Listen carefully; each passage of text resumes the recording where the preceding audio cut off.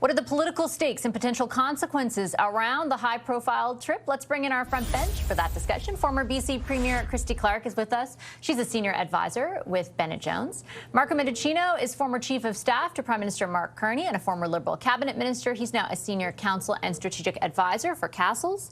CTV political analyst and former Conservative industry minister James Moore is with us. He's now a policy advisor at Edelman. And Tony Clement served in senior roles in Conservative Prime Minister Stephen Harper's cabinet. He's now CEO of Tony Clement International. Hi, everybody. Great to see you as always. Tony, I'll start with you.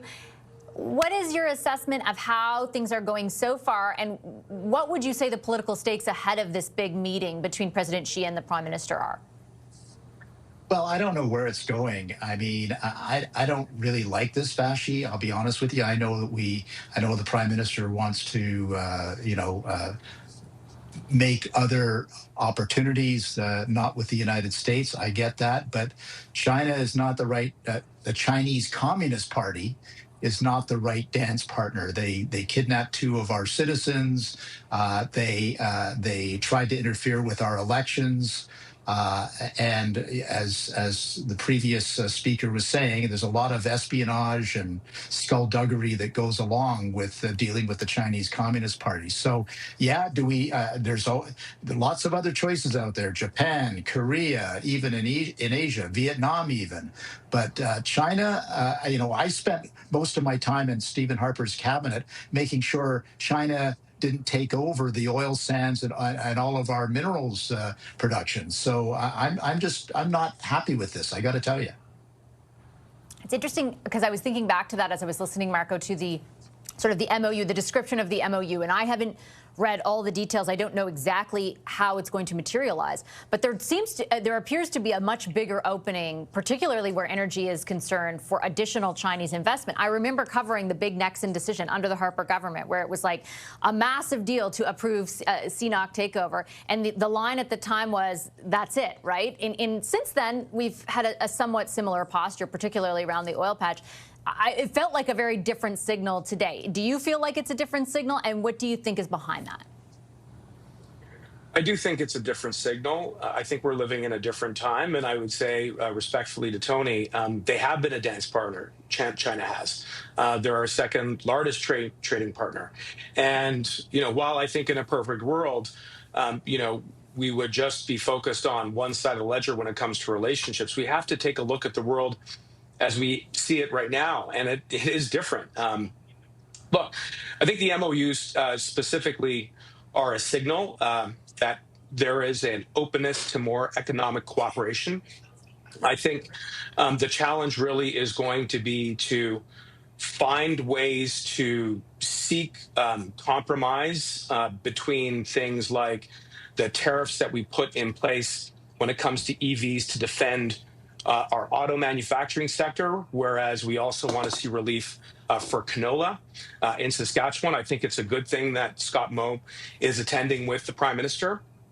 And I think the reality is this, that today, trade is really about finding ways to seek alignment on interests as opposed to values.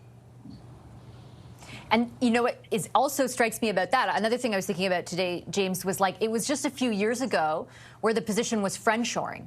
Like the approach that countries like ours, and ours specifically, was going to take to facilitating greater trade, to facilitating more cooperation in the world, was through alignment on values, versus what Marco and now many other countries are saying too, which is like, we've got to be pragmatic given the threat of Trump. What is your view of that?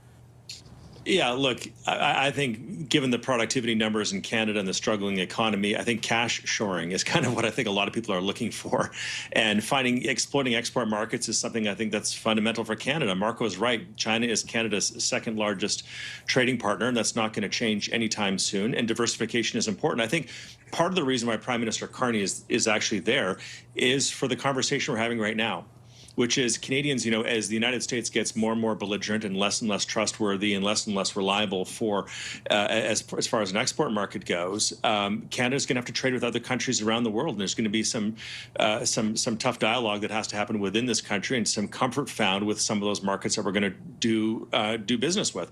Some things we will never trade with China. Some things we will not be able to collaborate with in China because of the nature of the way in which the regime deals with the rule of law. But I can tell you that the province of Saskatchewan, that's why Premier Scott Moe is there, they would like to sell a lot more canola there. We would like to have more access to their market. We want to have steady access in terms of LNG. They would buy every drop of LNG we could produce in British Columbia, I can tell you, and get it into those Chinese markets. So there are certain commodities and certain opportunities within China that are specific and unique to that market that we should be pursuing and should have access to.